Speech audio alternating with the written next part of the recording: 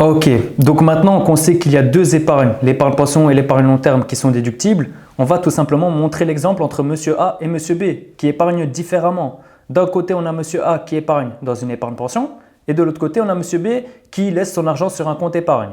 Pourtant, tous les deux, chaque mois, ils vont mettre 82,50 € de côté. D'accord? Ce qui fait qu'à la fin de l'année, ils auront mis tous les deux de nouveau 990 € de côté. Sauf que Monsieur A, vu qu'il a une épargne pension, il va pouvoir avoir une déduction d'impôt de 30%. Il va pouvoir du coup réduire ses impôts de 30%, c'est-à-dire 297 € comme on vient de le voir. Alors que Monsieur B, lui au final, n'a aucune réduction d'impôt. Qu'est-ce que ça veut dire? Tout simplement que si Monsieur A et Monsieur B devaient payer tous les deux 300 € d'impôt, au final Monsieur A n'en paye que 3 €, alors que Monsieur B, lui, va payer les 300 €. Au final, si on montre l'exemple des deux, ils ont tous les deux 30 ans. Monsieur A, Monsieur B ont tous les deux 30 ans. Donc leur pension, c'est dans 35 ans, à 65 ans. D'accord? Au final, Monsieur A aura épargné un total de 34 650 €. Donc les 990 € fois 35 ans. Et il aura payé combien? 105 € d'impôt. Parce que chaque année, il n'aura eu que 3 € d'impôt à payer, car il déduit 297 €.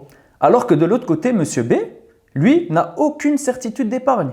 Pourquoi? Tout simplement, sur un compte épargne, on peut piocher. On peut aller prendre de l'argent si on a une urgence, si on a envie d'acheter quelque chose, si on a un nouveau projet. Et au final, à la fin, à 65 ans, on ne sait même pas combien on aura. Et si on fait les 300 € d'impôt à payer sur 35 ans, il aura payé un total de 10 500 €.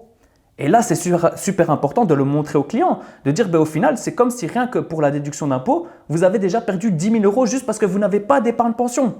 Et au-delà de ça, vous passez peut-être à côté de plus ou moins 35 000 €. Et du coup, il faut poser la question au client. Aujourd'hui, est-ce que vous préférez être Monsieur A ou Monsieur B? Le client va logiquement répondre Monsieur A.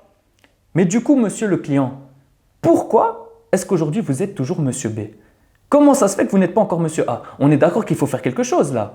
Et là, directement, vous implémentez déjà un petit peu la vente sur ce moment-là.